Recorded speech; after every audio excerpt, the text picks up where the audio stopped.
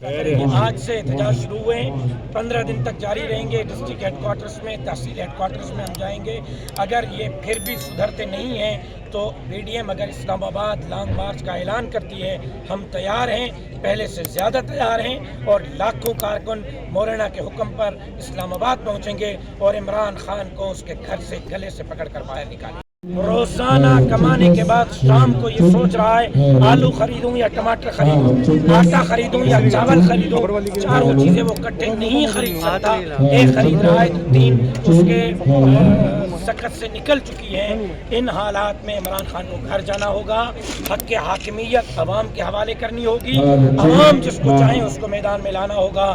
مزید اس کو رکھنا عوام کو، پاکستان کو تباہی کی طرف لے جانے کے مترادف۔ آج تو عوام یہ کہہ رہی ہیں کہ چور حکمرانوں کے دور میں جو کچھ ریٹ تھے وہی دے، ہمیں وہی قبول ہیں، تمہاری یہ ریاست ہمیں قبول نہیں ہے۔ اب تو اس کی ساری باتیں یو ٹرن کے علاوہ کچھ نہیں ہوتی۔ صبح ایک بونگی مارتا ہے، شام کو اس بونگی سے یو ٹرن لے لیتا ہے، یہ یو ٹرن خان ہے، اس کے علاوہ کچھ نہیں۔